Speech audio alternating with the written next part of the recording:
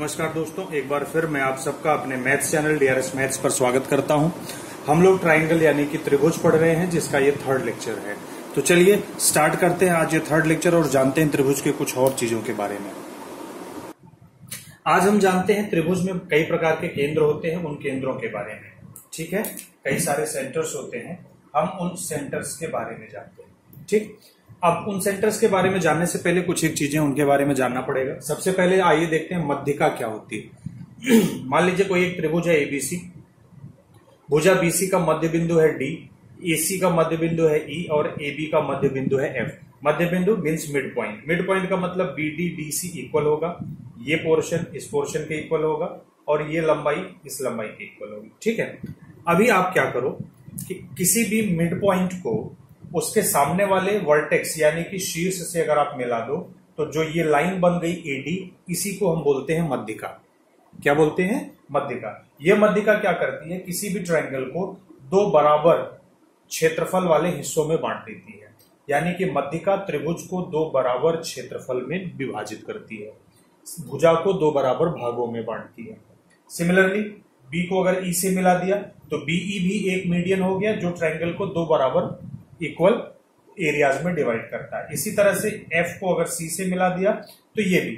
आप देखो ये तीनों के तीनों मीडियंस एक ही पॉइंट से होके पास होते हैं और ये जो पॉइंट है इसको जनरली लोग जी लिखते हैं, जी या फिर इसको ओ से भी लिखते हैं। जी इसका मतलब होता है इसी बिंदु को, इसी पॉइंट को हम केंद्रक कहते हैं। ये क्या हो गया? सेंट्रोइड। अब ये सेंट्रोइड की भी एक खास प्रॉपर्टी है, ये जो केंद्र है ये सभी मीडियंस को एक निश्चित अनुपात में बांटता है और वो अनुपात है 2:1 का। रेशियो 2:1, 2:1। 2 पोर्शन किधर होगा? टुवर्ड्स वर्टेक्स, और साइड मिड पॉइंट की तरफ का हिस्सा जो होगा वो 1 होगा। What it means? It means AG:GD is equal to होगा BG:GE and that is equal to होगा CG:GF and that is equal to होगा 2:1। ठीक है, फॉर एग्जाम्पल कोई एक त्रिभुज आपको दे देता है, एक ट्रायंगल, और आपको बोलता है कि ये एक ट्रायंगल है ABC, AD and BE are the medians. ठीक है, और आपको दे दिया ये पॉइंट दे दिया, O दे दिया, G दे दिया। आपको बोलेगा AO की लंबाई है 5, AO is equal to 5 centimetre. What is OD? OD कितना होगा? तो सीधा सीधा है कि ये जो भी लंबाई होगी उसका हाफ OD होगा, तो OD 2.5 सेंटीमीटर होगा। या फिर आपको दे दिया OE is equal to 3 centimetre, तो व्हाट इज BO? अगर ये 3 सेंटीमीटर है तो जो भी लंबाई होगी उसका डबल इधर होगा यानी कि 6 होगा, तो ये हो जाएगा 6 सेंटीमीटर। ठीक, या फिर जनरली आपको दे दिया कि AO है 5 centimetre, AD is equal to क्या होगा?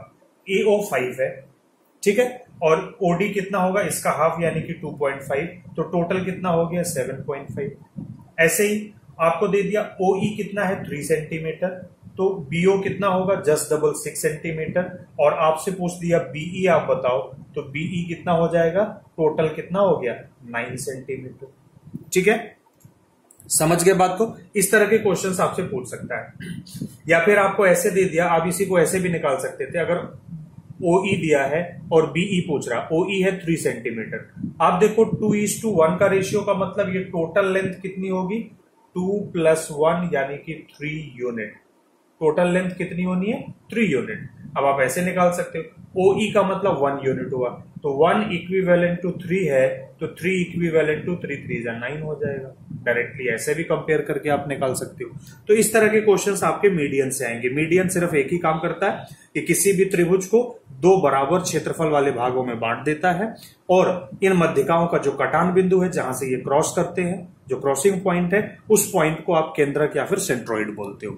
ठीक, तो मध्यिकाएं जहां पर इंटरसेक्ट करती हैं दैट इज केंद्रक। और एक चीज, ये जो सेंट्रोइड है ये कोई भी ट्रायंगल हो, किसी भी टाइप का ट्रायंगल हो, ये सभी के अंदर होता है। सभी में कहां पर होता है? इनसाइड, इनसाइड द ट्रायंगल, त्रिभुज के अंदर होगा सदैव। केंद्रक सदैव त्रिभुज के अंदर होगा। ठीक है, क्यों? क्योंकि मध्यिकाएं मिड पॉइंट्स को मिलाएंगे, वो त्रिभुज के अंदर ही काटेंगे, त्रिभुज के बाहर काट नहीं सकती। अब हम ऑर्थो सेंटर जानेंगे, लंब केंद्र क्या होता है, लेकिन उससे पहले हमें पता हो कि शीर्ष लंब क्या होता है।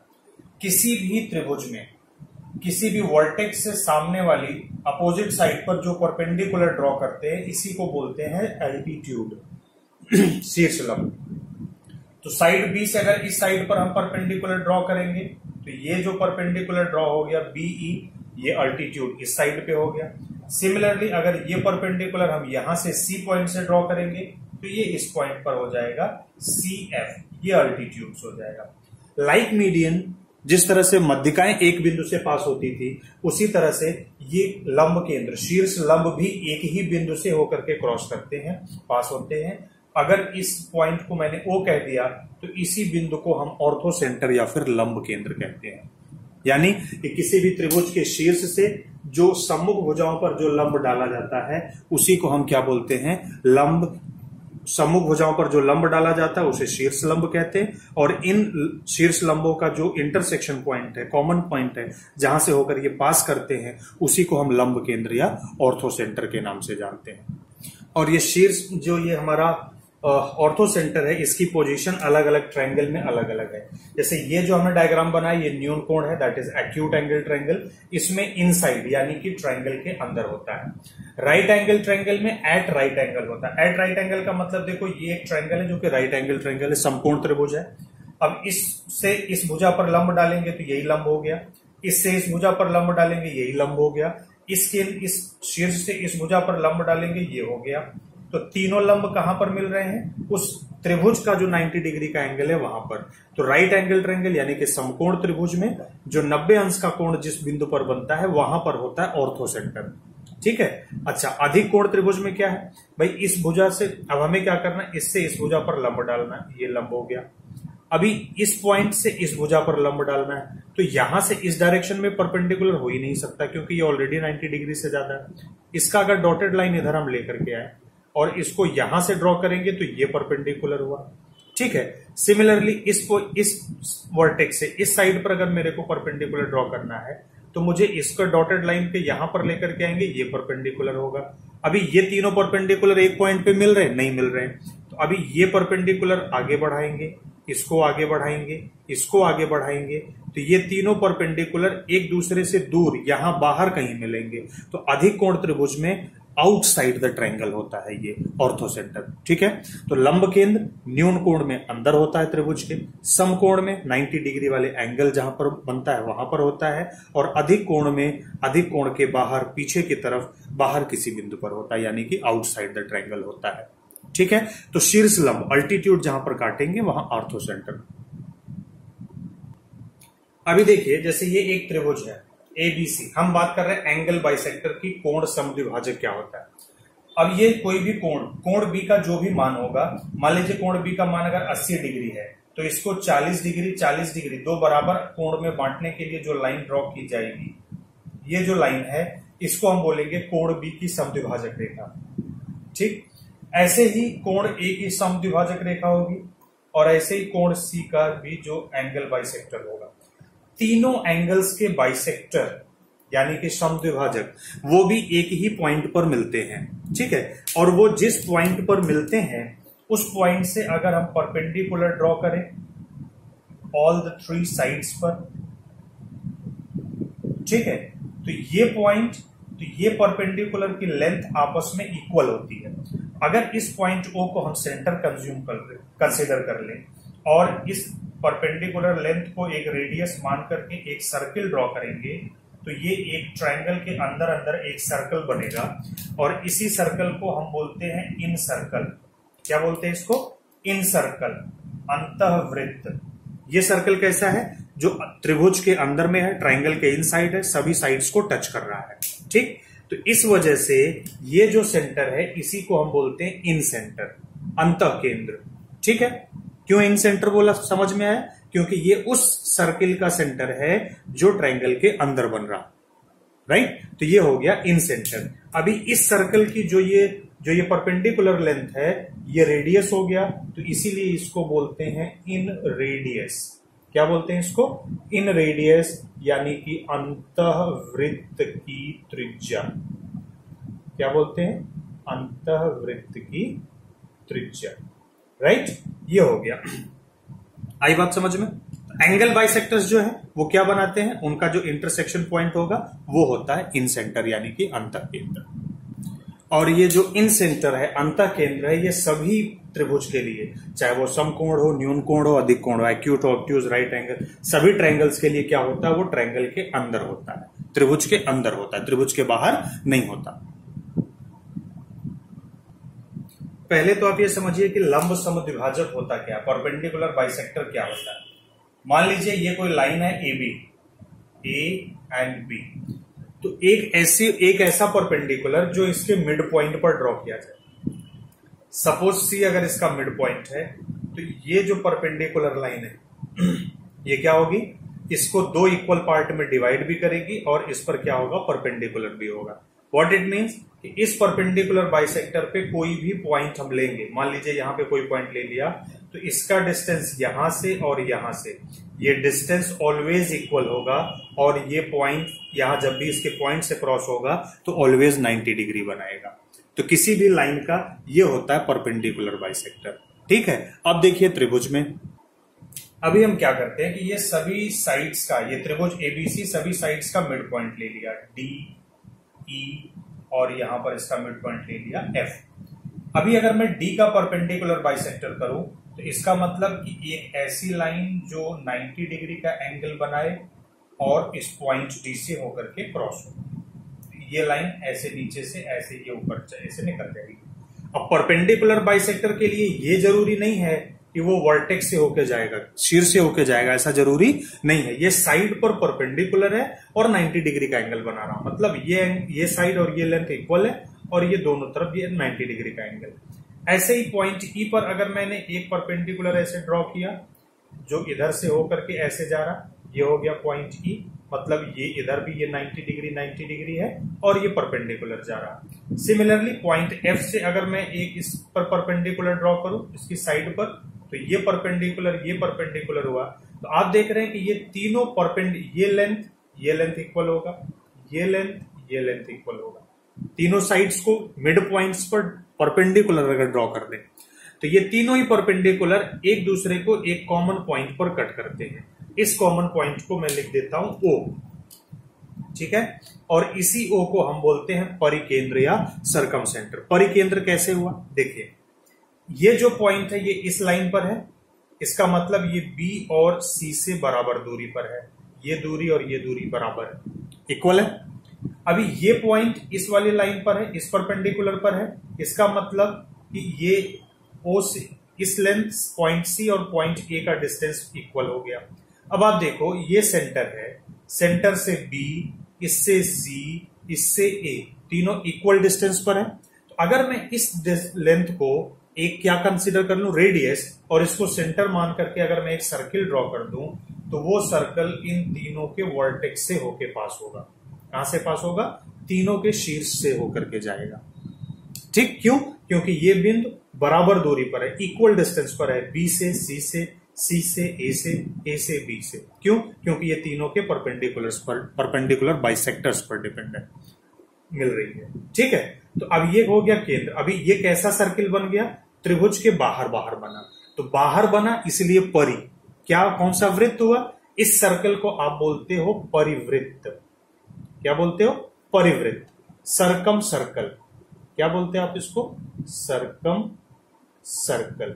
ठीक है, इसका जो सेंटर है उसको बोलते हैं सरकम सेंटर, परिकेंद्र। इसकी जो त्रिज्या होगी उसे बोलते हैं परिवृत्त की त्रिज्या, परिवृत्त की त्रिज्या।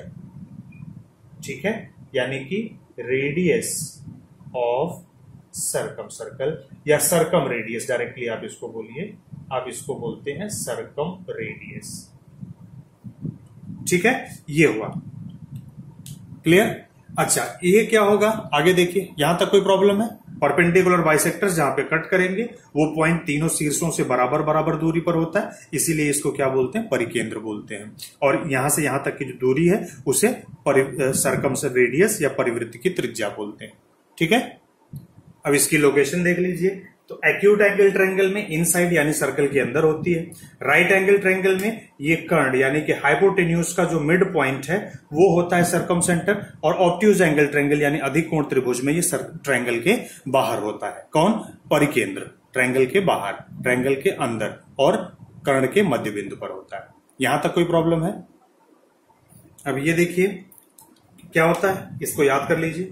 मध्यिका केंद्रक, मध्यिकाओं का कटान बिंदु केंद्रक। शीर्ष लंब से क्या मिलता है? लंब केंद्र।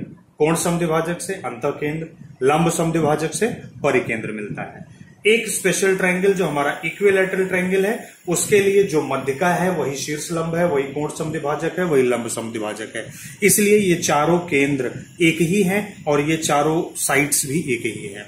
All are same for equilateral triangle. ठीक है। अब ये देखिए, परिवृत्त की त्रिज्या और अंतःवृत्त की त्रिज्या के बीच का जो अनुपात है वो 2:1 है। मतलब अंतःवृत्त की त्रिज्या जितनी भी होगी उसका 2 गुना जो होगा वो परिवृत्त की त्रिज्या होगी। ठीक है।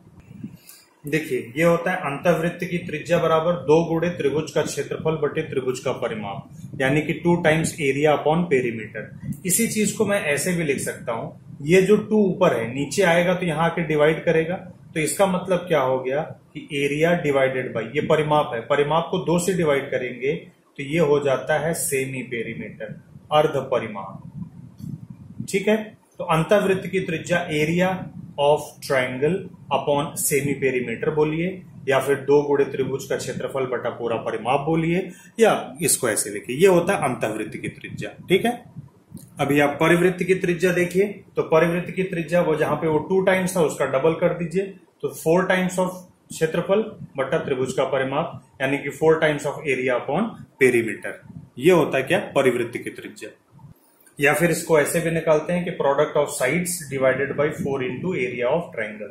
ठीक है। ये भी जो है ये भी परिवृत्त की त्रिज्या ही देता है। अगर हम बात करें इक्विलैटरल ट्रायंगल की, यानी कि समबाहु त्रिभुज की, तो इक्विलैटरल ट्रायंगल में देखिए एक तो होगा इन रेडियस और एक होगा सर्कम रेडियस। ठीक। इन रेडियस आपका होता है कितना होता है बोलिए? हाँ, a/2√3 और सर्कम रेडियस होता है a/√3। आप यहां से देखिए इन दोनों में 1:2 का अनुपात है। अगर ये 1 है तो उसका डबल करने पर ये हमको मिल जाता है। तो इन दोनों के बीच में अनुपात भी कितना होता है? 1:2। ये a/2√3, a जहां पर समबाहु त्रिभुज की भुजा है और 2√3 ये इन रेडियस का फॉर्मूला, इन रेडियस होता है अंतःवृत्त की त्रिज्या और ये परिवृत्त की त्रिज्या है। ठीक। तो ये रहे तमाम तरह के केंद्र और उनसे संबंधित पॉइंट। ठीक है। तो अभी तक आपके साथ जो हमने डिस्कस किया, अब परिमाप कैसे निकालना है, क्षेत्रफल कैसे निकालना है, वो सब हम पिछले वीडियोस में डिस्कस कर चुके हैं कि ट्रायंगल का पेरीमीटर कैसे निकालोगे, एरिया कैसे निकालोगे, वगैरह वगैरह। अब जैसे मान लीजिए आपको ऐसे एग्जांपल में दे देता है, एक ट्रायंगल है जिसकी साइड से 18, 20 एंड 22 सेंटीमीटर्स। ठीक। अब आपसे पूछा कि इसका इन रेडियस बताओ या फिर इसका सर्कम रेडियस बताओ, तो अब आपने क्या करना है, इसका पेरीमीटर निकाल लो और फिर हीरोज फॉर्मूला अप्लाई करके आप इसका क्या करो, एरिया निकाल लो और फॉर्मूला अप्लाई करके इन रेडियस और सर्कम रेडियस आप निकाल लो। और अगर समबाहु त्रिभुज हुआ तो कोई प्रॉब्लम ही नहीं है, डायरेक्टली a/2√3 या फिर a/√3, बस इतना ही कर देना है आपने और कुछ करने की जरूरत नहीं पड़ेगी। देखिए YouTube पर आपको DRS मैथ सर्च करना है, प्रोफाइल पिक्चर टच करना, प्लेलिस्ट का ऑप्शन मिलेगा जहां पर आपको सारे वीडियो चैप्टर वाइज मिलेंगे, खुद भी देखना है और अपने दोस्तों को भी शेयर करना है। ठीक है। देखिए एक चीज याद रखिए, किसी भी एग्जाम का जो भी सिलेबस है, हमने जो ये चैप्टर वाइज वीडियोस जो बना करके रखे हुए हैं, इन चैप्टर्स में हमने हर टाइप के क्वेश्चंस को डिस्कस किया हुआ है, वो किसी भी एग्जाम का आने के लिए हो, either it is for UP TET या फिर सी टेट, ठीक है, या फिर KVS या फिर PCS या फिर IAS या फिर SSC या फिर बैंकिंग, वो किसी भी एग्जाम के लिए वो चैप्टर अगर आपका है तो उसके हर वैरायटीज के क्वेश्चंस को, कॉन्सेप्ट को हमने यहाँ पर डिस्कस किया हुआ है चैप्टर वाइज वीडियोस में। तो यहाँ से आप प्रॉफिट लॉस, डिस्काउंट, इंटरेस्ट, जो जो डिस्कस किया हुआ है सारा कुछ आप पढ़िए। हाँ, ज्योमेट्री के जो ज्योमेट्री की जगह पर मैंने वहां पे नाम दिया हुआ है एडवांस मैथ्स, तो एडवांस मैथ्स में आप इस चीज को देखिएगा, वहां पर आपको ज्योमेट्री के वीडियोस भी मिल जाएंगे। ठीक है। फिर मिलते हैं अगले वीडियो में कुछ अगले क्वेश्चंस के साथ में, अगले टॉपिक्स के साथ, कुछ नए चीजों के साथ में। तब तक के लिए थैंक यू सो मच। देखते रहिए DRS मैथ्स और शेयर करिए अपने सभी दोस्तों।